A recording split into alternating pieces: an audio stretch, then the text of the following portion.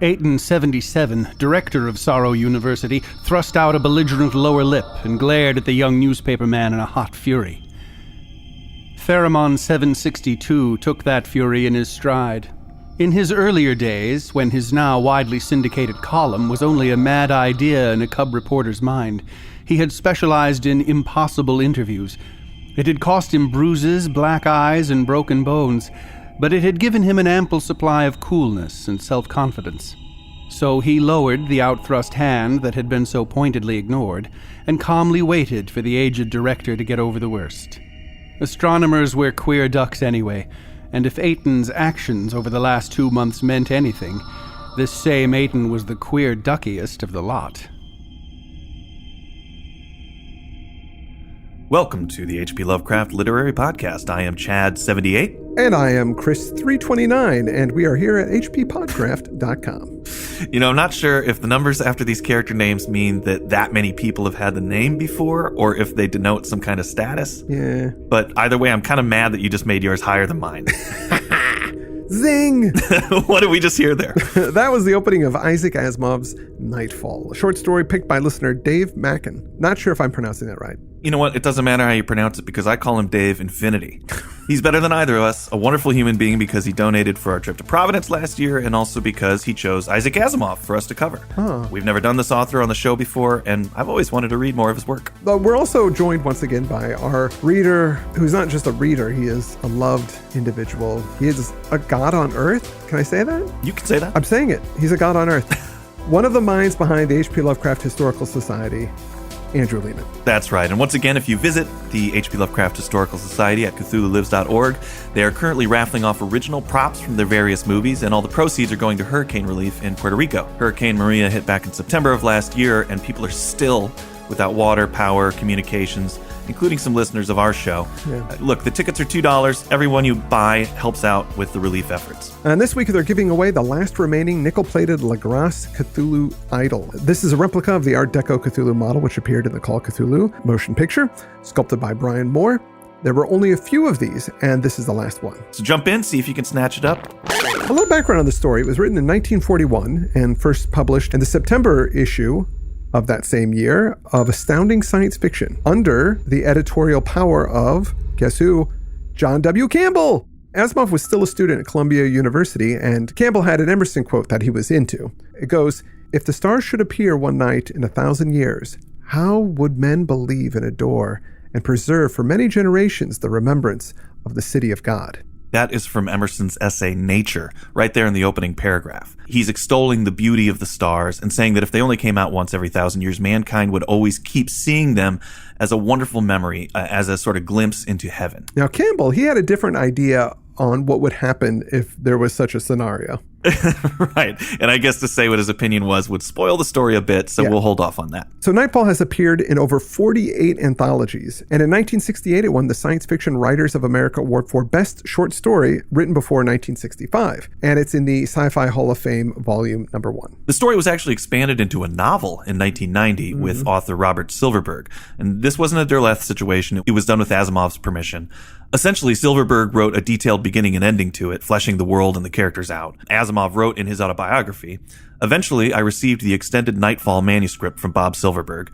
Bob did a wonderful job, and I could almost believe I had written the whole thing myself. He remained absolutely faithful to the original story, and I had very little to argue with." Oh, wow. So we're covering the original story, though, not that book. Yes. But if you like this, you may want to pick it up. The publication of this story in 1941 was a big deal for Asimov. It propelled him to the top tier of science fiction writers because of its unique premise. It was very popular. There's more background to this story, but I figured we should get cranking. Sure, we're going to spend 2 episodes on this one, so maybe next time we can get into some of Asimov's biography, since we haven't talked about him before. But for now, let the night fall. That sounded cool, right? Yeah, I felt like we should have a saxophone kind of rip in there. Oh, I can do that. Yeah. Pretty good, huh? Let the night fall. Okay, let's go. The story is set on the planet Lagash, which is different than most because it has 6 suns. 6 of them. 6. So it really has never, ever known nighttime. And as the story goes along, we see how a culture develops when there's nothing but light all the time. And I probably still have Bradbury on the brain from last week, but right away this premise reminded me of his story All Summer in a Day, which is about a planet where it rains all the time, and the sun only comes out for 1 hour every 7 years. So much fiction springs from a simple what-if question like this. What if it were light all the time, or it rained all the time? And, in most of the weird fiction we cover, the question is simply, what if ghosts are real? Or what if a monster lets you take its picture? Which I love, and I ponder daily, but it's refreshing to cover science fiction because the what-if questions cover so much more ground. We start off at an observatory. A journalist, Theremin 762... is trying to get an interview with Aton 77, this old scientist guy. It's hard to pinpoint just how advanced the civilization is.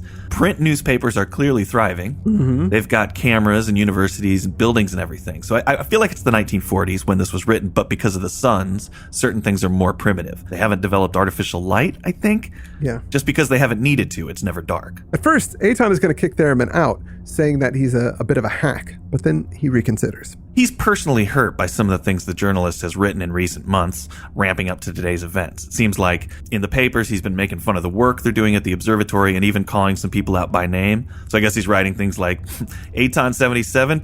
More like Aton 72. That's getting in their craw. But it seems like after his initial bluster, Aton wants to prove a point to Theramon, so he says, all right, I'll give you your story. Aton points out that of 6 of their suns, only Beta is showing in the sky right now. Which is fairly obvious. The whole planet is covered in a ruddy light that clearly is already different than what they're used to.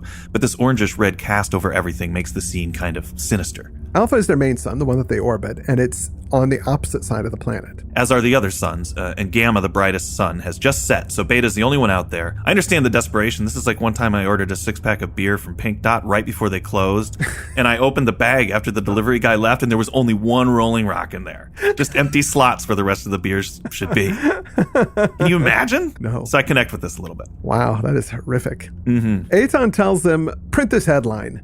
In just under 4 hours, civilization as we know it comes to an end. It will do so because, as you see, Beta is the only sun in the sky. But if it turns out that 4 hours pass and another 4 and nothing happens, asked Theramon softly. So this is the central conflict. Are they doomed or not? This kind of meek scientist guy comes up, Bine 25, really is pushing for Aton to do this interview. Mm-hmm. Theramon says, look, do this interview with me and I'll be nice to you. Even if you're wrong about this whole prediction, I'll try and soften it up. And if he's right about his prediction, it doesn't really matter because the article will never get printed anyway. Aton is skeptical, but he says that he'll give him 5 minutes. Theramon says that people don't believe in the end of the world or the Book of Revelations anymore. And to have scientists say that it's all true, I mean, that's annoying. And Aton says that the cult that believes in the end of the world may have given him some of this information, but it was the scientists' data and the research that got them to this conclusion. No mumbo jumbo here. In fact, the cultists are angry at them for demystifying the whole thing. And cult is with a capital C. I think it's a larger religion that's maybe waning, not just some small Branch Davidian type group. Theramon says that since they've made their predictions, the stock markets have gone down. And if their predictions don't come true, then the money people are going to point fingers at the scientists and say that there's going to be some hell to pay because your predictions made all the stocks go bad. And so they're really going to get it from everybody. Mm-hmm. And Theramon proposes to make them look silly, even laughable in the press, so that people feel sorry for them and not angry. And Bine says, it's 1,000,000 to 1 that we're wrong, but if we're wrong, why not have our bases covered? So begrudgingly, Aton agrees. I like this theory of saving yourself through ridicule. Story of my life. Yeah, I'm putting off being the subject of a roast until I've really angered the public, When that happens, we'll do it because people will be like, look, I don't think Chad should have burned down that orphanage either, but what Jenny McCarthy said about him was really below the belt. That was unnecessary. And then I'm redeemed. He actually says, it would be hard to stand, I admit, because I'd have to make all of you out to be a bunch of gibbering idiots. But if I can get people laughing at you, they might forget to be angry. Which I don't know about that. I can still think somebody's a gibbering idiot and be angry with them. Oh, I have found. Absolutely. So just then, a fellow with fat cheeks and a high voice glides in like he owns the place, and he is Sheeran 501. He likes wearing those 501 jeans. 501 blues. Remember those? I do. Got me a case of the 501 blues. Sheeran comments that he wants to see the stars that the cultists were talking about, and that he's tired of the hideout. This hideout he references is clearly somewhere people have gone to survive the possible end of the world. Kind of like the real hideout here on Earth that all the cool people have been invited to in case things go nuclear. You know what I'm talking about. Oh, yeah, I know. I got my invitation 4 years ago. Oh, yeah, me too. Are we not supposed to talk about that? I'm sure if you listen to the show, you got one. You're cool. Right, of course, yeah. If you're listening to the show, you're totally going to the hideout. Yeah. We might need to edit that out. Sheeran says that they don't need him at the hideout. They need strong men and childbearing women, and he's just a fat guy, so he wants to see some. So he wants to see where the action is. Sheeran practices radical self-acceptance. I like him. They've built a bunker for 300 people, the university's finest and their families, to weather the end times and preserve their civilization. Aton mentions that they won't have what info they've gathered today because they're already all sealed up. Right, but they've got all the other info that the scholars have collected, as well as food, water, weapons.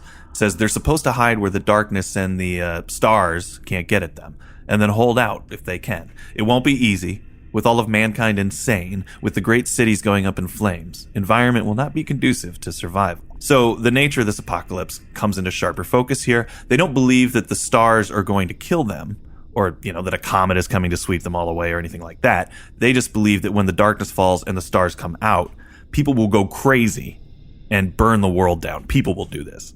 Yeah. If they'd seen 30 Days a Night, they'd be worried about some other things too, but that doesn't really come in to the story at all. To wait things out, they get a multi-chess board for a 6-player game, and they just kind of rock out their chess club antics. Well, if you know that the end of the world is coming, what do you do with your time? I think you and I had a conversation about this when we were teenagers, and you told me you would just go to sleep. You would take a nap. I couldn't believe it. You're like, look, I love napping. That's what I would do. I do. I did love napping. I don't really nap anymore. What would I do? What do you mean, like an hour and a half, basically, what these folks have? Yeah. Of course, I want to say something silly just to be entertaining, but of course, it would be just hang out with my wife and my kids. And well, look, hey, there was that recent missile scare in Hawaii. That was just last month. Oh God, yeah. And people were having breakfast in the early morning when this alert came across their phones that said ballistic missile threat inbound to Hawaii. Seek immediate shelter. This is not a drill. Thank God it was a mistake, but it took 38 minutes for them to get the word out that it was a mistake. Hey, somebody just hit the wrong button on the computer. If you read the accounts of what happened, they're really harrowing. People were in the streets crying and screaming and trying to get to their families and thinking, I'm not going to make it. Folks were climbing into their bathtubs, desperately writing notes to family. And some people actually just, what I thought was interesting is some people threw up their hands. You know what? I can't do anything about this. I'm just going to go about my business and see what happens. Because, if I die, I die. Yeah. So reactions were all over the place. But it seems like these were things that were pretty common to consider in the Cold War era, when we grew up. Sure. And earlier. But now it seems like that kind of apocalyptic paranoia is kind of on the rise again in the world. Yeah. What do I do if the world is ending today? If you like chess, if you like a 6-man chess game, I see that seems as good as anything to do. So, that's what these scientists are up to. Sheeran seems keen on chatting with Theremin and Aton, so they go off to a side room while everybody else is playing chess. And Theremin wants to know, you say there's going to be a worldwide darkness in a few hours and that mankind will go violently insane. What I want now is the science behind it. And Sheeran says, you don't want him to answer that question about Aton. You'll just get a bunch of math. You want the layman's answer, and that I can give you. So Sheeran wants to have a drink before he breaks it down, but Aton chastises him for drinking on today of all days. He needs to be sharp. Besides, Pink Dot just keeps delivering only one beer. Don't waste it. Pink Dot. Do people even remember what Pink Dot is anymore? It's still around, I think. Is it? Yeah, I think so. No. It's a grocery liquor delivery service, if people don't know. Sheeran tells Theremin that Lagash is cyclic, that in the last 100 years, they had discovered 9 previous civilizations, with evidence to suggest more than the 9. And all of these seem to have been destroyed by fire at the height of their culture. And no one could tell why. All centers of culture were thoroughly gutted by fire with nothing left behind to give a hint as to the cause. And there are a number of crazy theories about this. One stating that Lagash goes into a sun. Cultists suggest that every 2,050 years, the whole planet goes into a cave. Yeah, and not the people on the planet, like the whole planet passes through some outer space cave. Because caves seem to be the only understanding this civilization has of total darkness. It's the only place that they've actually ever experienced it. And in this cave are stars, and the stars take men's souls and leave them as mindless, insane brutes, and they destroy their own civilizations. This is laid out in the cult's Book of Revelations. But what the scientists have come up with is the theory of universal gravitation. And just then, Eitan leaves to go find two of his men that haven't shown up yet. And now that he's gone, Sheeran takes out a hidden bottle of booze so they can have a drink. He's got the one beer. Sheeran tells him what it is. He goes, the law of universal gravitation states that there exists a cohesive force among all bodies of the universe, such that the amount of the force between any two given bodies is proportional to the product of their masses divided by the square of the distance between them. Okay. And Thurman isn't impressed by this. He goes, it's quite basic science stuff. I know this. But Sheeran tells him that this took hundreds of years for their people to figure out. He said, Genovi 41 discovered that Laggish rotated about the sun alpha rather than vice versa, and that was 400 years ago.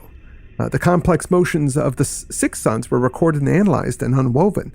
Theory after theory was advanced and checked and counterchecked and modified and abandoned and revived and converted to something else. It was a devil of a job. So 20 years ago, they got all the math sorted out for the six suns, and that was a big deal. But in the last 10 years, they realized that there was something off with the math. They got something wrong. Yeah, Lagash has been orbiting in a way that their universal law can't account for. That's when the head of the cult, Sor 5... came to them with his doomsday theories and gave Eitan the idea to look for something else. So Eitan started thinking, what if there was another body out there, like a planet or a moon with maybe a bluish surface that wouldn't be seen from all the light of the other suns? Well, if this was the case, could it be that this unseen moon might get in the way of a sun? Conceivably, what if that happens, that moon gets in between the one sun that's actually shining light, Beta? The eclipse that results with the moon 7 times the apparent diameter of Beta covers all of Lagash and lasts well over half a day, so that no spot on the planet escapes the effect. That eclipse comes once every 2,049 years. So it seems like they've got this pretty well figured out. It's an eclipse, but I guess people out there don't believe what the scientists are saying. So Sheeran says that the eclipse will happen in 45 minutes, then the darkness, then the stars, then the madness. But with the hideout, the next iteration of humanity will be ready for it. They will be forearmed, a cycle that begins with no knowledge lost. Thurman wonders, what is there in the darkness that drives people mad? There are caves, but people on this planet are very frightened of them. And Sheeran thinks that the darkness is so mind-blowing, it will freak people out. It's really interesting that these scientists have a pretty decent understanding of what's going to happen and why it's going to happen, but they aren't ruling out that they are going to be just as susceptible as the general public to this madness that might occur. And I found that to be an interesting theme or undercurrent here, that knowledge is power, but it's limited power. Like, I keep years and years of my planners and calendars, and recently I was going through them, and I noticed some patterns like, these certain months I always fall into a sort of depression, seem to have difficulties just muddling through. It's like this time, and it happens every year. So knowing that, I think, I can kind of prepare for that, which is good, but it still happens. Yeah. And that's so frustrating because one would think once I understand a problem, it should set me free from that problem, but it doesn't. No. And I think that's kind of cool that that's happening here. Yeah. And Thurman doesn't really get it at this point. So it'll get dark. Okay, what's the big deal? So Sheeran dares him to draw the curtains. Normally, they would just reduce the light in the room, but with it just being the Beta sun, it should get really, really dark. So Thurman does it, and it's totally pitch black, and he feels his way to the couch, and he sits with Sheeran. So Sheeran then puts his hand on his knee. They haven't been in enough darkness to ever learn how those hijinks work. Yeah, that's true. So Thurman doesn't like it. He feels the walls are closing in on him, but he's not going mad. So Sheeran tells him to draw the curtains back again. And Sheeran is like, that was just a room. Think about the whole world. And still Thurman's not convinced. He's like, yeah, I mean, it made me uncomfortable, but I'm not like a raving lunatic. Like, I don't understand what you're talking about. So Sheeran brings up this exposition that happened a couple years ago. And there was a ride called Tunnel of Darkness. I think you can figure out what it is. It was a tunnel that was dark. For 15 minutes, you would go in this dark tunnel, totally dark. People liked it. It was very popular. I liked his explanation for the popularity. There's a fascination in being frightened when it's part of a game. A baby is born with 3 instinctive fears: of loud noises, of falling, and of the absence of light. That's why it's considered so funny to jump at someone and shout boo. That's why it's such fun to ride a roller coaster. And that's why that tunnel of mystery started cleaning up. People came out of that darkness shaking, breathless, half dead with fear, but they kept on paying to get in. Theremin remembers that there were rumors that some people died on this ride, and Sheeran said, oh, sure, yeah, there were 2 people. After that, they made people take wellness tests before doing the ride, and that made people even more excited about it, increased the ticket sales. I love this increased popularity. It reminds me of that gimmick the filmmaker William Castle used to use. Exactly. Like when you'd go to one of his horror movies, they'd hand out $1,000 Lloyds of London insurance policies to customers in case they died of fright, which I still think is a great gimmick. You know, these days it's pretty hard to get people into the theater, and it seems like the only thing studios try is to print every movie in 3D, as if that's going to solve it. But they should be using the William Castle stuff: insurance policies, a nurse on hand in case you faint, deliver electric shocks to people in their seats. A lot of horror movies, I wait for home release to watch them, but if I knew a guy in a giant tarantula costume was going to jump out at me, I would catch it in the theater. Absolutely. That's just a note for all you producers out there. Anyway, this ride, the Tunnel of Darkness, it genuinely has an effect on people. Some people come out of the ride and they seem okay, but then they wouldn't go inside of any place. They would just stay outside all of the time. And they try to force them inside, but they would smash their heads against walls if they couldn't get out. They had to be either put in straitjackets or tranquilized. And he said 1 in 10 people came out this way, so they closed the exhibit. It's 1 in 10? Yeah. How did it go on for so long? I don't know. Well, the thing is, I guess that these were lingering effects. You know, they weren't quite correlating them at first. Yeah. Oh, it was the ride that's making them go crazy. It says the people of the tunnel had what is called claustrophobic fixation. Their latent fear of darkness and enclosed places had crystallized and become active, and, as far as we can tell, permanent. That's what 15 minutes in the dark will do. So Theremin is still not convinced, but Sheeran says, look, you got surly in a few minutes. These people went nuts in 15 minutes, but what about hours? Look outside now. Think about all that, just blackness, nothing but darkness. And Themin is still Sheeran starts getting really angry at him that he's not buying it, and he kind of starts yelling at him, getting in his face. Sheeran slammed his fist down upon the table in sudden passion. You lie! You can't conceive that. Your brain wasn't built for the conception any more than it was built for the conception of infinity or of eternity. You can only talk about it. A fraction of the reality upsets you. And when the real thing comes, your brain is going to be presented with the phenomenon outside its limits of comprehension. You will go mad completely and permanently. There is no question of it. This is why Dave Infinity did a great job selecting this story, because we're talking about fear of the dark, fear of the unknown, and the idea that your mind can be blown when it confronts things outside of its experience. All very Lovecraftian concepts that we deal with a lot. It holds. You can read in your Necronomicon about Yog-Sothoth all day, but you run into him at a bowling alley, whole different story. What am I seeing? You go nuts. Start smashing your head into a wall. So Themin says, okay, people go nuts, but why burn everything down? To which Sheeran says, light. Fire makes light. And Themin seems to kind of not get that at first, which I guess makes sense, because if you've only seen fire in light, you wouldn't really notice that it throws off much light. Yeah, isn't that odd? But when the darkness comes, Sheeran says that they will just burn everything and anything to make light. Themin is just not getting into it, so Sheeran is getting more and more angry at him, and he starts shouting louder, and he's getting so angry, he's in his face, and he realizes he's freaking out, and so he stops himself. And then they go back and join the others. Well, Theremin's just being a good journalist and saying, I can't print your speculation, I think, Yeah. We don't know if this is going to happen or not. So he's doing his best to keep things factual. But that's the end of their interview for now. And it sets up all the concepts we need to see how this plays out in the story. The eclipse is just about to happen. Will people go crazy? Will nothing happen at all? Probably a good place to take a break in the synopsis of the story. We can finish this up next week. But some things in the story, they seem a little far-fetched, I have to admit. That they have some things like, they have cameras in here at one point they talk about. They have these newspapers, but they haven't invented electric light. They don't, inside the buildings, when they... Yeah. I realize it's so bright, but if you had a basement in a building or anything like that where the sun didn't penetrate... Since they've got a phobia of darkness, maybe they just wouldn't build houses that would require light. Every house has got windows, and there's no room within a house that doesn't have windows. So they keep, houses aren't very deep or structures. I guess that's just how their civilization works. Yeah, I think that's got to be what it is. And we just have to accept that. There are a lot of parallels with the real world, though, already that I see in here. For example, the Book of Revelations is what the cult has. And that's, a real thing. That's a part of a dominant religion that predicts the apocalypse. Christianity is in its way a doomsday cult. I mean, that is the last book of the New Testament. Right. There are various offshoots that take that more seriously than maybe mainstream religion does. Sure, yeah. And also cults that come up with all sorts of reasons why they think the world is coming to an end with sometimes really unfortunate circumstances. Right. Like the Heaven's Gate cult. Yep. That was just in 97. It wasn't that long ago.